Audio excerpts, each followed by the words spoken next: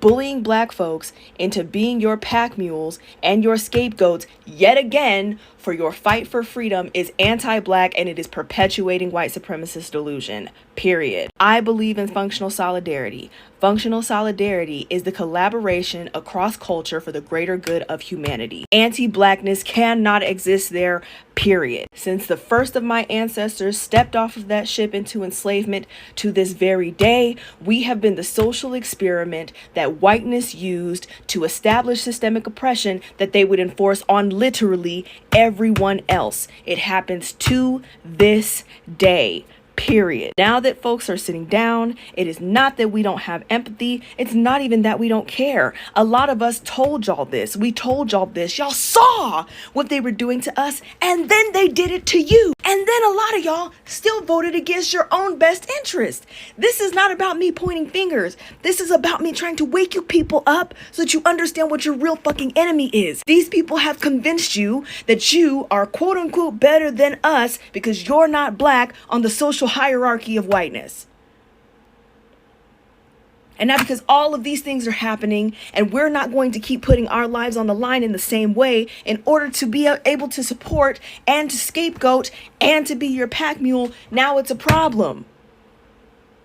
We kept being abandoned at every turn. We begged these people to stop killing our children. And some of y'all still blamed us for it. And still do. If y'all want this shit to work, you need to identify your anti-blackness and dismantle it now. Now. Because if we want to keep it a buck, a lot of the reasons that people are even getting up and doing anything is because we stopped. And it's not because we don't care. It is not because we don't have empathy. It's because we're tired of dying and being abandoned for the work that we're trying to do, not just for black people, but for the greater good of humankind. Lock in. Hey guys, welcome back to yet another episode. Thank you so much for tuning in. I honestly appreciate it. Some of the marginalized communities, especially the Latinos, right now are begging the black folks to come out and join them in the protest that has been going on in Los Angeles for the past few days. Some of them are even so mad that the black folks have refused to join them in the protest because they say that we are going to rest for the next 4 years. Imagine right now, it's not even safe for the black folks. If they pew-pewed a white lady in a broad daylight on a national television with a camera pointing at them, what do you think they will do to the black folks? And why is it always black folks all the time? Why don't they call other ethnic communities like Asians or Indians? Because they know very well that if black folks get out, they will always win and everyone will reap the rewards. But when the other communities get out and win, they will automatically forget about the black folks. That's why they said that right now we are resting. We tried to warn you all before November 5th, but you failed to listen to us, and now is a time to bear the consequences of your own action. Anyway guys, kindly give the video a thumbs up and let's dive in. Hey guys, I've been seeing a lot of Latinos and Hispanics videos popping up, and they're in tears, they're fearful, they're in panic mode, and it's sad to see. And it's even sadder when you know they voted this in upon themselves, and now they're reaping the repercussions, and now they're coming out crying and pleading, and there's nothing anybody can do right now. He's even boosted this thing up because they weren't picking up enough people. So now he's just telling them to pick up any and everybody. If you notice, they're not going to bad areas of towns or bad areas of cities and going into the gang infested communities. They're not going to those communities. They're not going looking, hanging out on who's hanging out on the corners or hanging around certain establishments or whatever. No, they're going to workplaces. They're going to courts. They're going to communities where families are there. They're going to graduations. Yeah, they went to elementary school graduation and started trying to pick up the parents of the kids who were graduating. They were saying the parents had to run and leave their kids because they had to flee. So now, because they haven't deported as many people as Biden did legally, now they want to ramp up, and they're telling them just pick up anybody. So they're going in neighborhoods. They're going in, like I said, they're going on job sites, Home Depot. Where are the criminals? What criminal do you know is on a job site? The criminals that they said they were going to be deporting, the hardcore criminals. What criminal do you know is on a job site? What criminal do you know is going to court?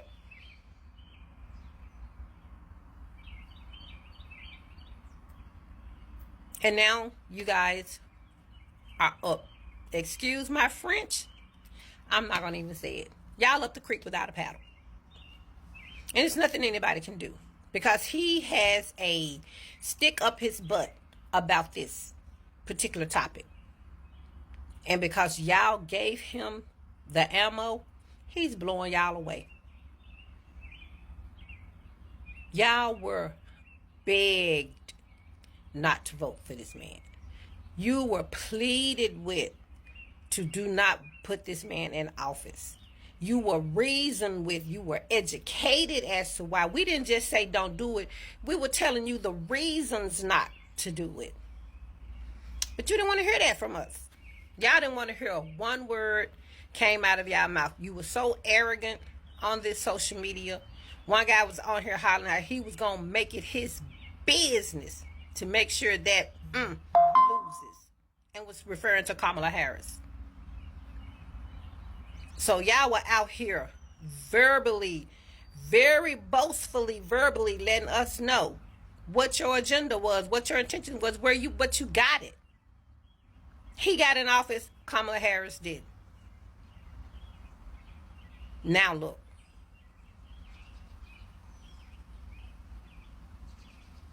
Look. LA is almost on fire. They're picking up people who are actually citizens that were born here because y'all voted for this. They're terrorizing your communities now because y'all voted for this.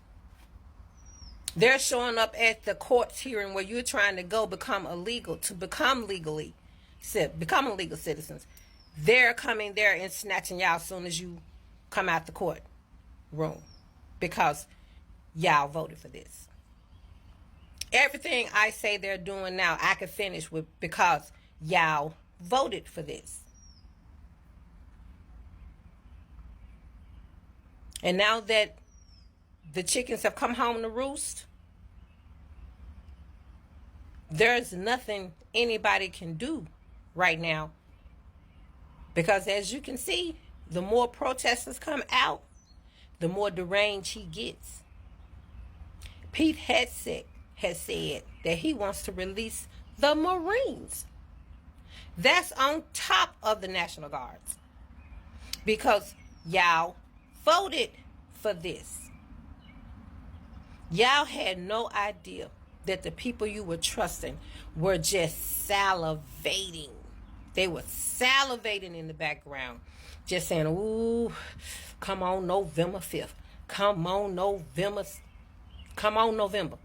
Come on. I'm waiting. They were salivating. Waiting for the day that they could unleash their true feelings. And now it's out there. And all the warnings, all the pleading, all the begging, all the educating. Nothing.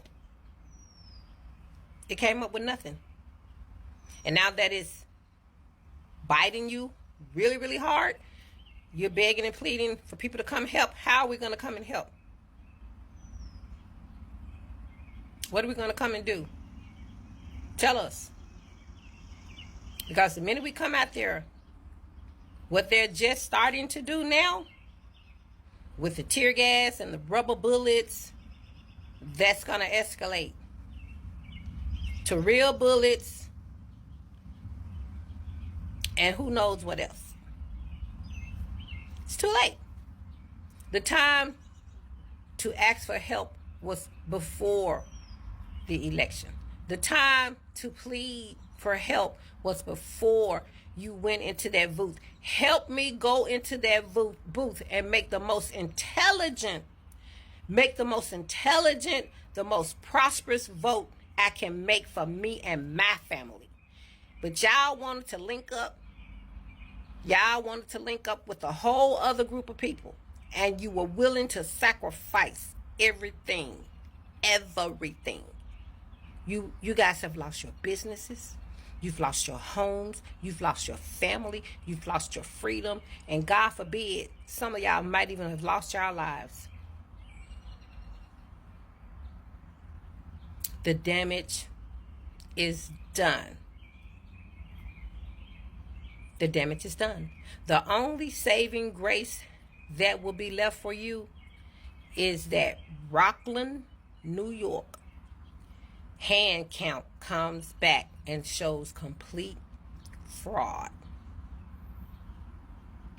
And I bet you if that happens, I bet you every penny I got, all those reasons y'all didn't want Kamala Harris in there, all that disdain you had for Kamala Harris, all that disrespect, I bet you that flies out the window so damn fast.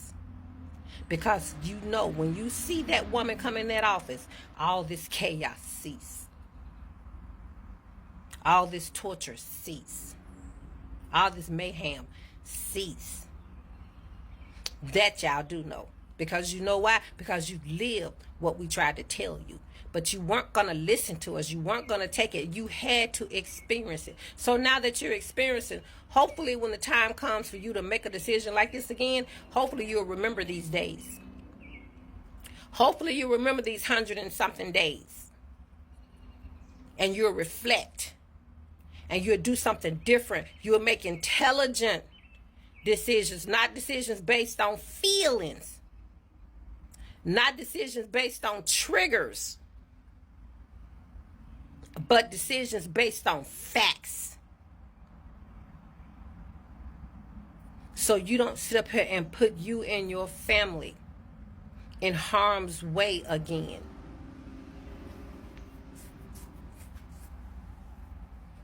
Hopefully, anyway. But praying that the best works out, the best outcome comes out, praying for covering, and most importantly, praying from learning from this, praying that somebody learns from this. I got to get out of here, but before I go, Latinos for Trump, Hispanics for Trump, is this what you consider great again?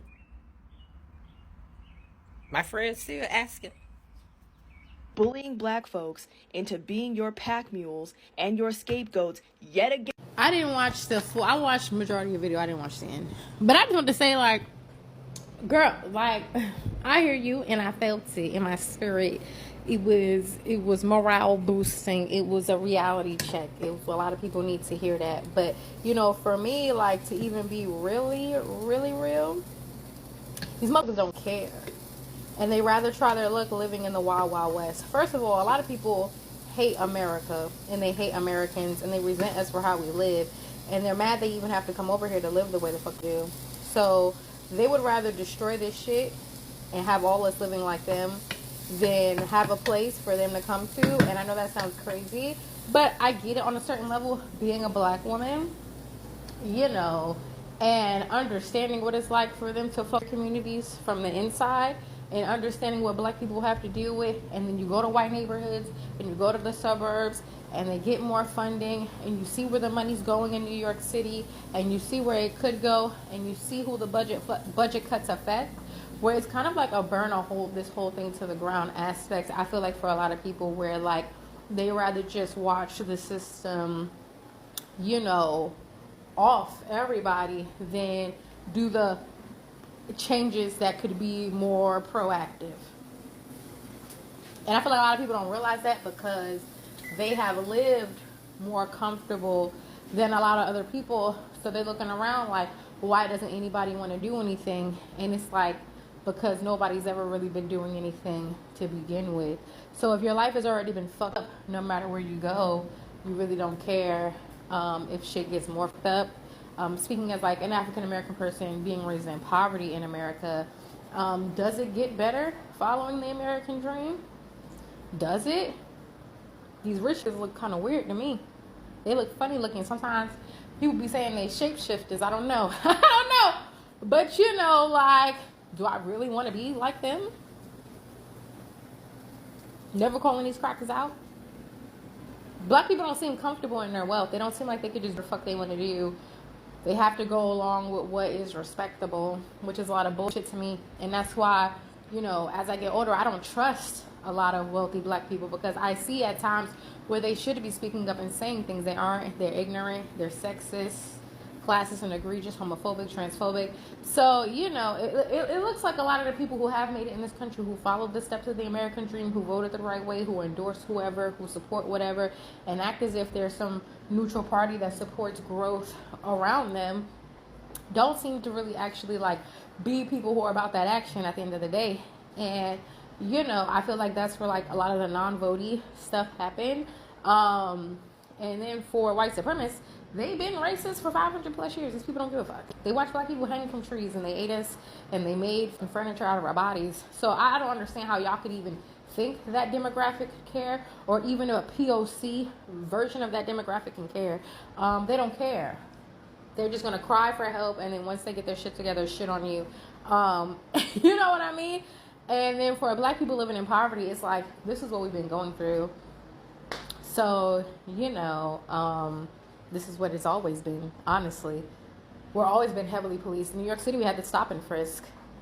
People just now noticing the not now because it's beyond black people, because this issue is now an issue that's beyond black people. That's why it's getting on the coverage. You know, like, even when they talk about the deportations the first time, kind of found out Haitians were being deported, were being deported more than anybody else, and they just focused on the Mexicans. They didn't even mention the Haitians like that. And then you don't hear about them, you act like this was a completely Mexican issue. So like, you know, shit is just very twisted in the world, and you know, I feel like a large amount of people just don't care for various reasons in various ways, and that's why doing these protests is like kind of sketchy for me, because I understand like people don't care, like more than they do care. People don't care, and a lot of people think not caring makes them like caring. So like, you know, when it comes down to like doing what actually needs to be done, like a lot of people don't have it in them in various ways, whether it's just like depression, laziness, hopelessness, you know. So, you know, shit is crazy right now. I feel like the only people who are like riled up for change are people who are just now affected by these changes, honestly. Because I feel like if you've been affected by these changes, bitch, all you're trying to do is pay your bills and ride this wave, because that's all you've been doing your whole life. That's all I've been doing my whole life. So like, when I see people on the internet freaking out about this shit, it's like, damn, I've been over police my whole life.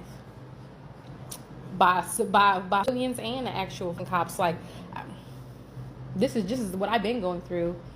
People, you know what I mean? Do I feel like keep overexerting myself for something else people are not going to listen to, and it's just getting worse? Like, and it's just getting worse. I think people as a whole have to understand, like, we are dealing against complete hatred and burnt outness. Like, that is the two things that are plaguing society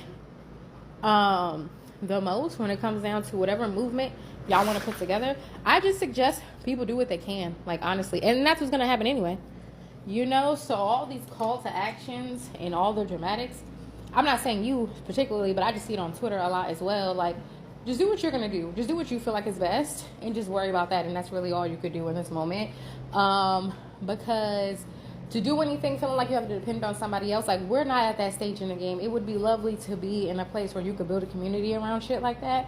But like I said, people are either too burnt out to care and to do anything, or they're a hateful bitch, and they're gonna sabotage whatever it is you try to put together. So you know, I just feel like it's an individual thing. Like, as much as people want to think about community, and community is great, I feel like you have to build yourself up first before you can come together with other people. You can't have a bunch of weak ass motherfuckers thinking they about to jump somebody. You know what I mean? So, as much as people don't want to accept that, like, I feel like that's honestly our only reality. Like, you need to make sure you're healthy. You make sure you go to the gym. You need to make sure your mental health is right. You need to make sure you're protecting your family. You need to make sure you have escape routes put in place. You need to make sure you have whatever you need in case of an emergency. You need to make sure that you're good for you. And then when shit hits the fan, you know, at least you have something to prep you for something, some way, somehow, instead of waiting on everybody else to do whatever they need to do for you to move forward. So guys, welcome back. I hope you've heard the voices of those black women. And honestly speaking, guys, right now, it's not even safe for the black community outside there. Because if you're keen enough and you watch the video of that white lady, I think she was a news reporter, being pew-pewed on the leg in a broad daylight on a national television, and she was having a camera pointing at them. What do you think they will do to the black community if they did that to their very own community? You know, they've been trying to rage bait the black community for quite a long period of time, and I think this was the best time that they were thinking they will find these people. But my brothers and sisters are always smart upstairs. Yes, there are some of the black folks who joined them in the march, but they were not in the front line. They were not at the back, they were just at the center, because they might find you in the front line, they might find you at the back, you never know. And some of those Latinos who are mad at the black community, the reason as why they are not joining them in the protest, didn't you hear them saying that they are resting, they want nothing to do with protest, or they should not be called in anything? Yes, the black folks could have helped, but if you try to imagine the anti-blackness and the racism that some of the black folks have been experiencing in the United States, it can even make you to sit down at home, watch your television, wash your cats and dogs, because if you go out there, you might experience the same thing. And the Latinos who actually voted for Donald Trump, they costed their community so bad. I know those who are being deported right now, they didn't vote for Donald Trump. They don't have papers that allows them to vote in. It's their own community who betrayed them. Because perhaps they are second or third generation who actually don't care about their communities at all. And if you look at the black community, they always care about each other no matter what. They always show love to each other no matter what.